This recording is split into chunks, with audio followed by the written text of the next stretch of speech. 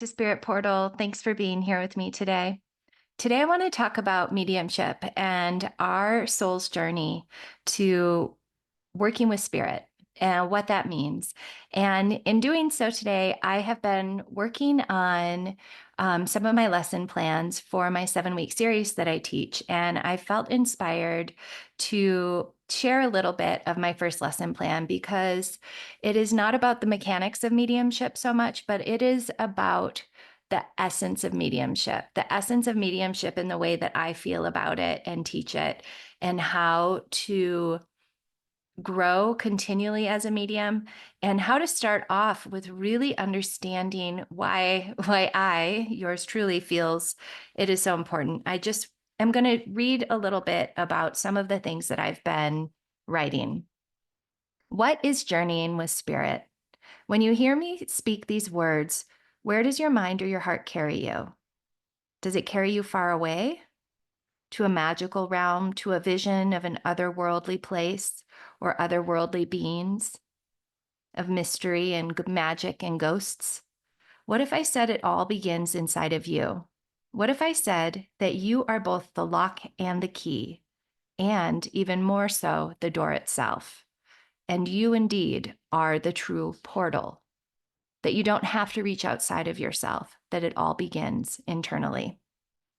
The clearest, closest, and most consistent way to communicate with the huge, infinite world of spirit is to begin by seeing, feeling, knowing, and understanding, grasping that which is our own spirit. Gordon Higginson, one of the greatest mediums of the 20th century, said this in a lecture at Arthur Findlay College. And I will say that I took this from Kay Reynolds' book on mediumship, which I loved. But Gordon Higginson said, before you can touch the spirit, you must find it within yourself, for all the truth, all knowledge, and all loving must first be found within oneself. The spirit can never touch you and bring love and peace within your being and from your being until you have it for yourself. And before you can build a picture of love from spirit, you must learn to find in this new life. Always prepare yourself as a channel for spirit. Stand there with love radiating from you, and then God or source will touch you. So I feel like this is something that a lot of mediumship students like to pass over for the more sexy and appealing aspect of doing the magical mediumship work. But in my experience, the longevity of mediumship and the soul changing aspect of mediumship comes from understanding my own soul, comes from understanding that which who I am and what I am actually truly a part of, so that when I do the mediumship work itself, I can step back and experience it. So I want to do a quick explanation about the layers of self. And if you've listened to this podcast, I've done this before in some of my more channeled episodes, but I want to talk about it again because it's that important. So the way I see our experience on this planet is the way I see it. And I'm sure there are other people who see it the same way as me. In fact, I know there are other people who do, but I'm going to share it from my personal experience and my personal realizations through meditation, through my conversations with God, through the act of being a medium and working in this world of spirit. So the first part of self that I see is the human aspect of us, the concrete aspect of us, our minds, our egos, our personalities, our physicality, our identity, and the stories with which we create our lives in this reality, in this three-dimensional reality. The human, the physical, is a beautiful experience that we are here to embody, to fully step into, to fully embrace, to not escape or not to hide from, not to ascend away from, but to fully embrace and thrive in. Our egos and our minds are integral parts of this human experience. And we learn when we transcend some of the aspects of our physical, human, egoic mental mind and self. Yes, we can reach new layers of attaining higher consciousness and higher understandings, but we are meant to do it through our human experience. We do not bypass it. It's very important, but that is one layer of self. Secondly, is the soul. And the soul and the spirit get twisted a lot in definitions for a lot of people. And so I'm going to explain how I see it and how I feel. But I see the soul as an incarnation of self in this life. It is our human experience as it continually gains wisdom, as the seat of consciousness as our human self, but the consciousness of our soul is the essence of us on this journey. So we are already transcending when we step into our soul. We're feeling humanity in our human experience. Maybe it comes through as empathy. It can do a lot of different things, but the spirit is the divine spark, the energy of infinity, of source within us. Other people will call it God, other people will call it light. I call it our truest self. It's my highest self. It is forever connected to source, forever connected, and is oneness. It's available in any life for guidance.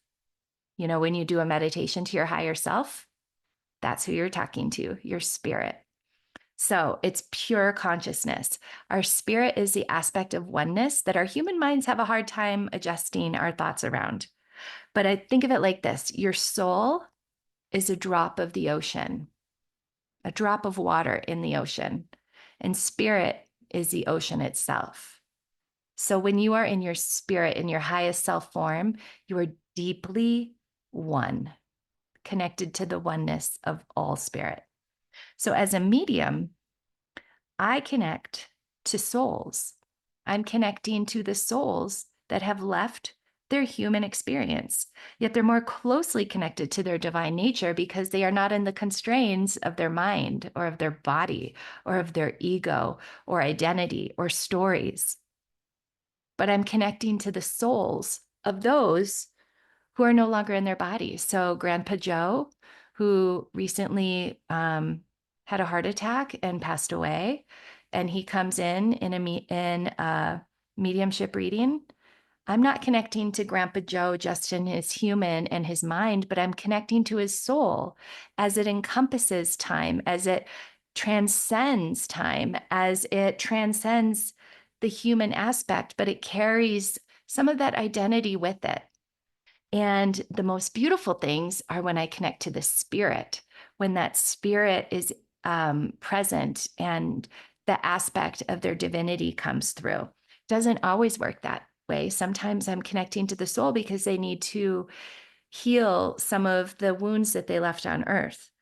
But they're always connected to their spirit. Their soul is even closer to that true spiritual nature. When you go home, you can step into spirit. So readings are often with the soul reflecting on their human experience, yet they offer glimpses of their deepening and their remembering of their spirit as they get closer and closer to that oneness, to the great spirit consciousness of which we all come from. They know that humans see everything so separate, and that our spirit consciousness is oneness. It's almost too big for us as humans to really grasp what oneness feels like. But I think of empaths, and I think of highly sensitive people, very strong empaths who come into this world and feel so much pain at the separate nature of it. I feel like some empaths or highly sensitive people feel so much because the thread of oneness from being in the spirit world lingers in their human experience more than it does for some other people. Maybe it's part of their path, or it's part of their calling, or part of what their mission on the earth is, but it can be very painful for empaths to not understand why we don't care about the children across the world that are suffering as much as we care about our own children, because Empaths feel the oneness of all of us. They feel like a child across the world is their child. And it makes no sense that you don't feel their pain the way that they feel it. It can be very damaging to be an empath and not know how to live in this world that is so separate, that we've created so many barriers from one soul, one spirit experience to another. So empaths are still connected to the oneness of spirit and source, but in their journey into human form, they have a hard time separating the consciousness the way other people often can. So until this can become an awareness, the world can seem cruel or emotionally confusing, but highly sensitive people can turn their sensitivity into a superpower. I have to say, that is me. My whole life, I thought something was deeply wrong with me for feeling the way that I felt. And when I recognized through a very traumatic spiritual awakening what was actually happening, my life began to change in a very fast pace. And that is when I started having mediumship and psychic abilities. But going back to the connection of one's soul and spirit to do mediumship, this is where it all begins. So, sitting in the seat of our soul with the depth surrounding us of source, of love, of God, of the goddess, of creation, we can commune with our soul. We can be comfortable with the energy of ourselves and then learn how to reach from the inside instead of the outside to see and feel and experience the spirit in all. And this is how we begin sustainable mediumship, not just mediumship and mechanics, which are, class number 2, honestly, we'll be going into that. But when I teach, and what I value is really understanding your own spiritual experience as a human. It's everything.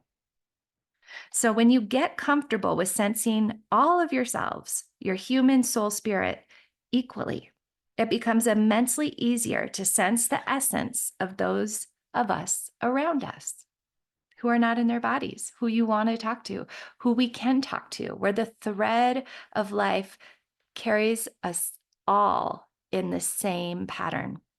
It invites us into a whole connected, beautiful web of a world.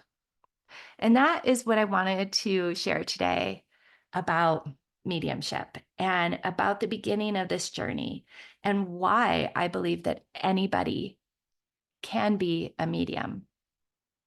Yes, it is going to be easier for some than others, but we all are made up of the same materials and we all have the same consciousness behind us and we all have the same thread that connects us to our divine centers. I wanted to share that with you today. If you enjoy these episodes, please let me know. I love to hear back from you and get feedback, and I'd love to know who my listeners are. I hope you are all doing well and having a beautiful day or night, wherever you may be. All the best to you.